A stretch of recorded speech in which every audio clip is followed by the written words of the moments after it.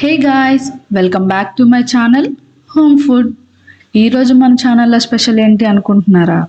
అదేనండి, ప్రతి సంవత్సరం ఎండాకాలం వచ్చేసరికి ప్రతి ఒక్కరూ తప్పకుండా ఇంట్లోనే పెట్టుకునే వడియాలండి.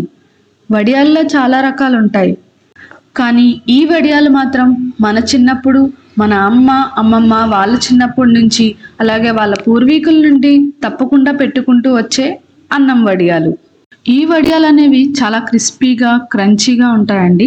మీరు కూడా ఈ వీడియోని పూర్తిగా చూసి మీ ఇంట్లో ట్రై చేసి ఏ విధంగా వచ్చాయో కామెంట్ సెక్షన్లో కామెంట్ చేయండి.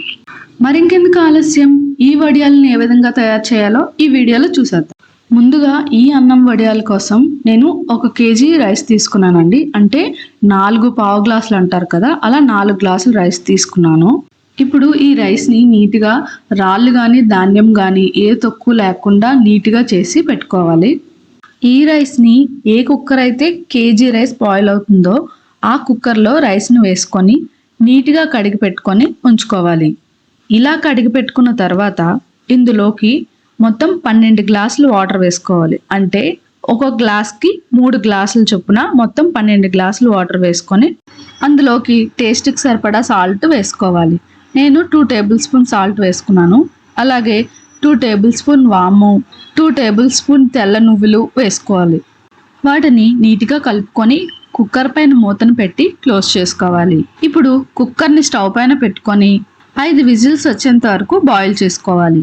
రైస్ అనేది ఈ విధంగా ఇలా పూర్తిగా బాయిల్ అయిన తర్వాత ఈ రైస్ని కొద్దిగా మ్యాష్ చేసుకోవాలి. రైస్ అనేది వేడిగా ఉన్నప్పుడు మాత్రమే తొందరగా మ్యాష్ చేసుకోవాలి. రైస్ చల్లారితే గట్టిపడిపోతుంది. ఈ విధంగా పూర్తిగా రైస్ మొత్తాన్ని ఇలా శుభ్రంగా మ్యాష్ చేసుకోవాలి. తర్వాత మనం అన్నం వడియాలు పెట్టుకోవడానికి ఇది ఒక మిషన్ లాంటిది అనమాట. దీన్ని ఈ విధంగా పైన ఓపెన్ చేసి ఇందులోకి మనం బాయిల్ చేసి పెట్టుకున్న రైస్ని పెట్టుకోవాలి. ఇది వచ్చేసి ఒక డిజైన్ ప్లేట్ అనమాట. ఇందులో రకరకాల డిజైన్స్తో ప్లేట్స్ ఉంటాయి. నేను ఈ అన్నం వడియాల కోసం ఈ ప్లేట్ని యూజ్ చేశాను. మీకు ఈజీగా చెప్పాలంటే జంతిక గొట్టాలు ఉంటాయి కదా, మనం జంతికలు వేసుకునేవి, సేమ్ అలాంటిదే, కాకపోతే ఇది దానికన్నా ఈజీగా మనం యూజ్ చేసుకోవచ్చు. ఇప్పుడు దీన్ని మీకు ఎలా యూజ్ చేయాలో చెప్తాను. ఇలా మనం బాయిల్ చేసుకున్న రైస్ని కొద్దిగా అందులో వేసుకొని ఇలా ఫిల్ చేసుకోవాలి. కొద్దిగా పైన ఖాళీ ఉంచుకోండి. ఇప్పుడు దీనిపైన మూతని క్లోజ్ చేసి ఈ విధంగా తిప్పుకోవాలి. ఈ విధంగా తిప్పి పూర్తిగా క్లోజ్ చేసుకున్న తర్వాత ఈ మూత పైన స్క్రూ టైప్లో ఉంది కదండి, దాన్ని ఇలా రౌండ్గా తిప్పుకోవాలి.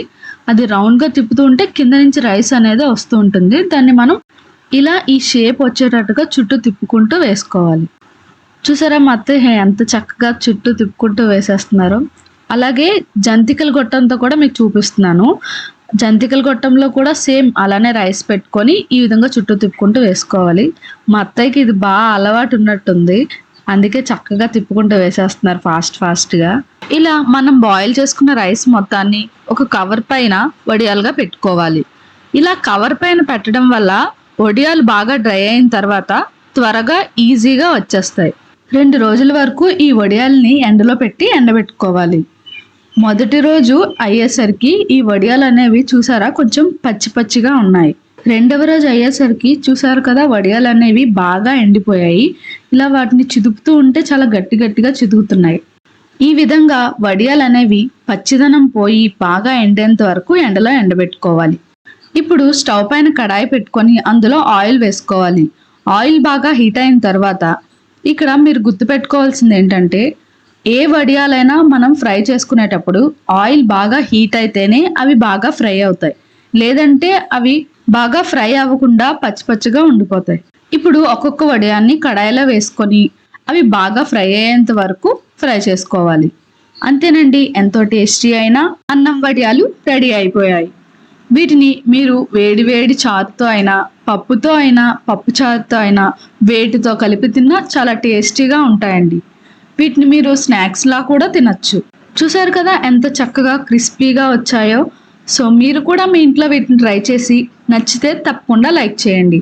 అలాగే మీ ఫ్రెండ్స్కి రిలేటివ్స్కి తప్పకుండా షేర్ చేయండి. మీకు ఎలాంటి రెసిపీస్ కావాలో కామెంట్ సెక్షన్లో కామెంట్ చేయండి. నేను వాటిని తప్పకుండా ట్రై చేసి ఆ వీడియోస్ని హోమ్ ఫుడ్ ఛానల్లో అప్లోడ్ చేస్తాను. అలాగే ఇంకా రకరకాల వడియాల రెసిపీస్ని హోమ్ ఫుడ్ ఛానల్లో తప్పకుండా అప్లోడ్ చేస్తాను. మీరు వాటిని తొందరగా చూడాలి అనుకుంటే ఛానల్ని తప్పకుండా సబ్స్క్రైబ్ చేయండి.